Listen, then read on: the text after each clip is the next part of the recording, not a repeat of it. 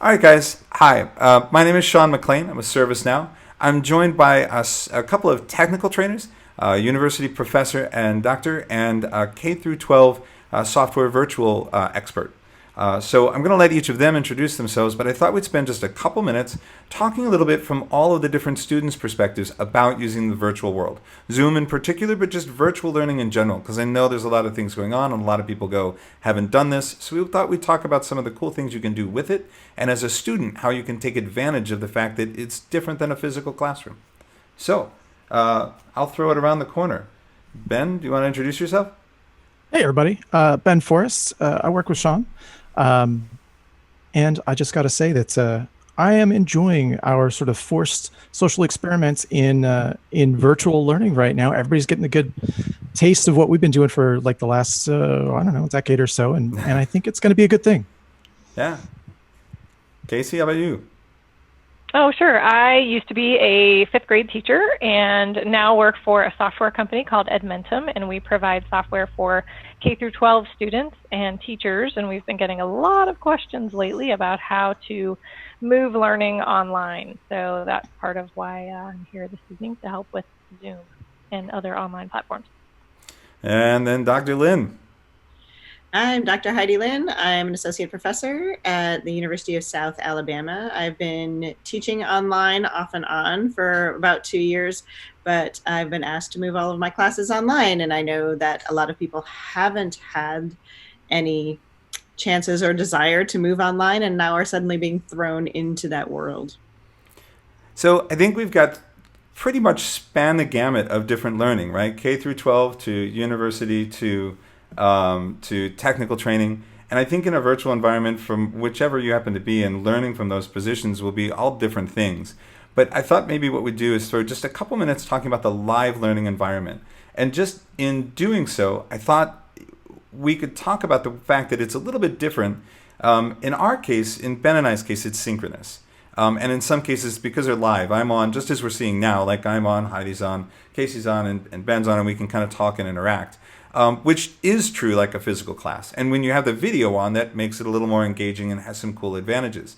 Not always do you want to be on video from a perspective of focus or just learning and a little more stress on you. But that's another cool advantage to the live environment in any of these. Some people who are maybe a little more apprehensive or a little less comfortable can certainly turn the video off and still listen and participate. But one of the other things I really kind of wanted to bring in is someone else who's throwing out a question, and you'll see it on my screen right now. It's coming up on the chat. This is huge, and I can't emphasize this enough. When you're presenting in a live mode, if you're talking or in a physical classroom, you'd have to interrupt me, or you'd have to raise your hand, or you'd have to do something to get my attention. But with a chat, you can put your question in the Zoom chat without losing our train of thought, and I can answer it whenever. And you don't have to worry about remembering that and what I'm talking to. You don't have to worry about trying to juggle the two. And you know that I might be able to answer it at some point. And or the other piece that's cool about this, it's recorded on record. So as Casey throws out and has those questions, then Heidi gets the benefit of the answer as well, instead of going, what was that she asked whenever? So yeah, Casey throws down that she has a question. And I may have missed that a moment ago. So what's yours? And you can throw it in here. Ben points it out as the back channel. Yep, no, I was just using that as an example of a place that you could put questions, almost like a parking lot when you're in a classroom, and then the teacher can get to those whenever he or she has a chance. So whenever there's a good break in instruction, you can flip over to the chat and see, and the really good instructors, like Ben mentioned, can watch the chat as they're teaching and kind of weave the answers of those questions into their lecture. So. Yeah, and that's something else we'll hope to do a couple other recordings or maybe tips for instructors. But as students, knowing that that's out there also gives you a record to check back. So even if the instructor doesn't always catch it, you can scan back and go back and find your question and email them or follow up with that question. So you can spam it a lot and then just keep hitting it in the chat too. I tell a lot of my students that you can treat me like you would treat a streamer on Twitch or on YouTube, because that's how I like to roll. So. Fortunately, though, you'd have to explain Twitch to at least one of us in the room, and that would be me, because I'm old. Well, two of us. So, not as much the gamer or the streamer. Although I love, and you'll see in one of the recordings, what Ben's throwing out is like his own character signature, which I think is pretty fantastic. The other thing I want to throw out there, and this one for the virtual concept is, as we're talking through examples, and Ben's doing some of this as well, but if we're talking through a story, one of the other advantages to the chat is you can add flavor to the story or the circumstance. We're talking about students and learning and advantages to using the chat, and I might be talking one analogy that's not going to work for half the class. But as a student, if you're active in that chat, you can give other examples, and they may be just the examples that the other person in the class needs to get that. Now, Heidi, how about you? We were just talking, you do a lot more you record, but you do live sessions too, right? Yeah, I try to do live sessions. Part of the problem is that I have relatively large classes, right? So it's difficult to really constantly be engaging on the chat when there's 40 or 50 people on there. It's obviously, I can go back and answer questions and things like that, but a lot of times I will use the hand raise, or I'll literally just say, just hold your hand up, and eventually when the video cycles around to you, I'll ask you. But I think one of the real advantages is that I can do the live video, but I can also be recording it just like you're recording this now, and then I can put that up later. And for anyone who couldn't make the class for any reason, because life happens, they can come back to it later. And in a university setting, that's really invaluable.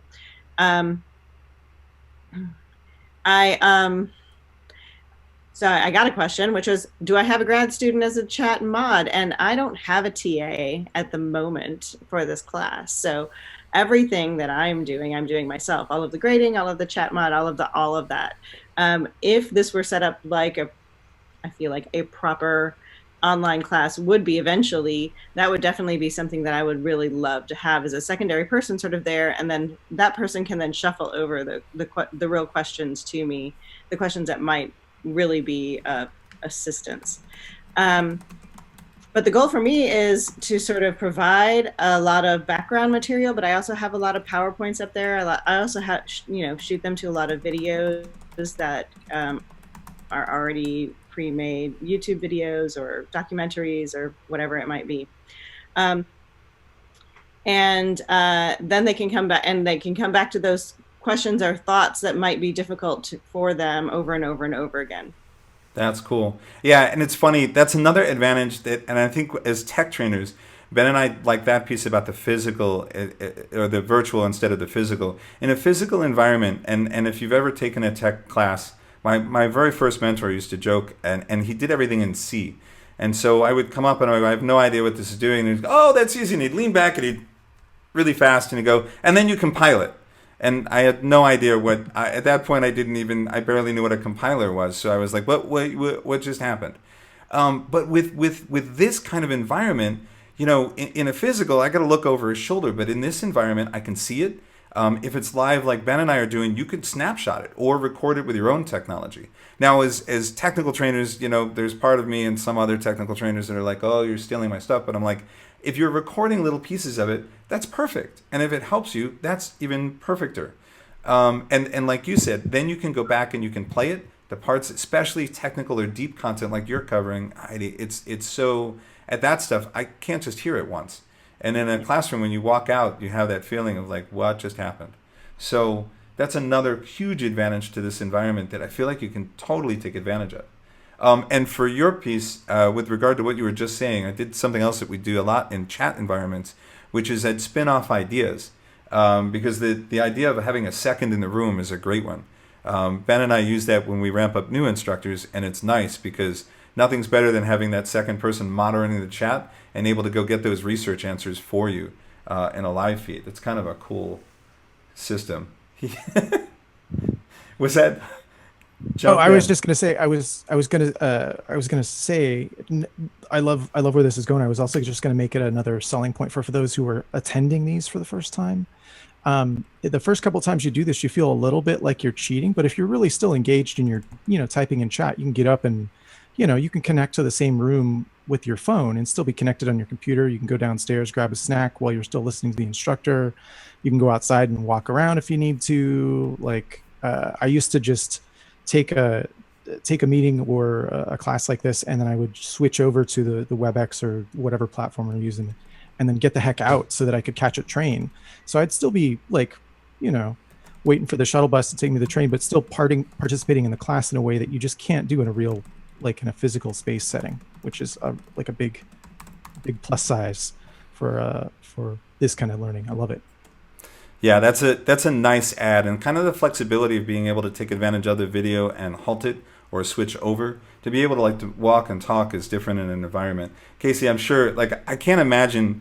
Well, we had one other person we were talking about joining who's a kindergarten teacher, and I'm imagining a Zoom room full of little, just running all 5-year-olds. Right, just little videos of kids running around in circles and yanking on things and pulling curtains down and stuff. And I'm like, might not be too perfect. But I mean, think about what was the tool you were showing me kids were using in the classroom at the backs of their desks, because they couldn't sit still. Do you know what I'm talking? They were bands or something.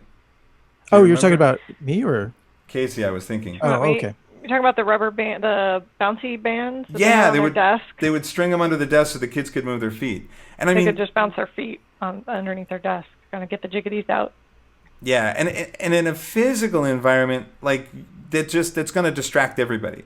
But in this kind of environment, if you need that, even a K through 12 instructor can give some instruction and guidance on that students can do that. They can walk around and they can get those pieces that they need to kind of step away or move over or grab their water or whatever it is they need to do so that they can kind of still take in the content, which is a huge advantage over the physical room.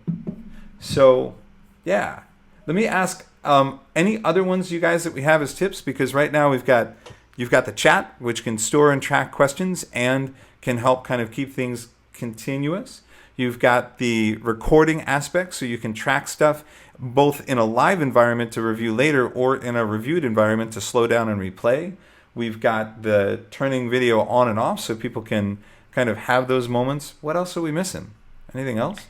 You can also mute yourself. So like I just had a child come in the room and I was able to mute myself to make sure that you all didn't hear that. And the format can be used in so many different ways. You can look for your teachers to be offering office hours where you can just come in and ask questions and then leave. You can share your screen like we talked about before with PowerPoint. You can share a website. You can share all kinds of different things, and multiple people can share at the same time. So, I mean, there's just a million different ways to use it to make it a powerful platform for you to learn, but also for your teachers to get across teaching and instruction in a multitude of different ways. So I'm hoping, regardless of whether you're picking this up as a university or college student, or even a K through 12, or a teacher passing into your K through 12s, or a technical students that you get, if you're anxious about taking a virtual class, there's a lot of good advantages that you can pull out of them if you just approach it that way. Realize that the chat's there for you and start thinking about using it. Realize that the video is there just to help get engagement, but that you can also take advantage of turning it off or blocking to give you that little lower anxiety maybe.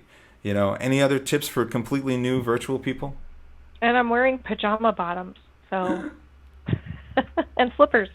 Nice. Always us. Weren't you saying something too about annotating on screen? Yeah. And I'm trying to figure out, although really at this point, the only way I'm going to do that is if I share the screen. And then my next opportunity past sharing the screen would be to draw mustaches on all of you.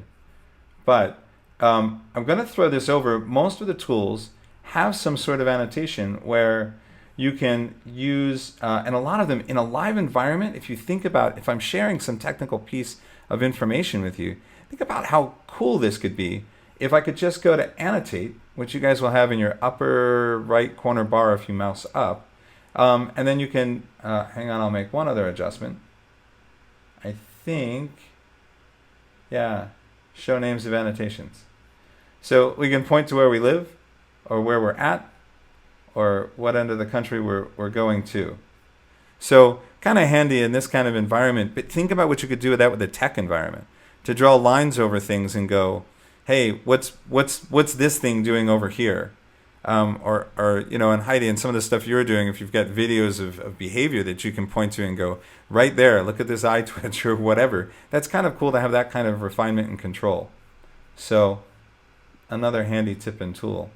And don't be afraid to look to your instructors to ask them how to do this, or even look to it and show them how this works. All right.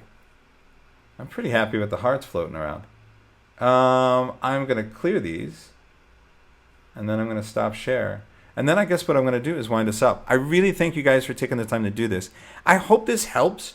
I hope that it hits video long enough that people go, hey, let's see if we can do some of this. And I hope if you're taking and looking through this that you go, yeah, this might be worth trying. On that note, I'm going to stop our recording.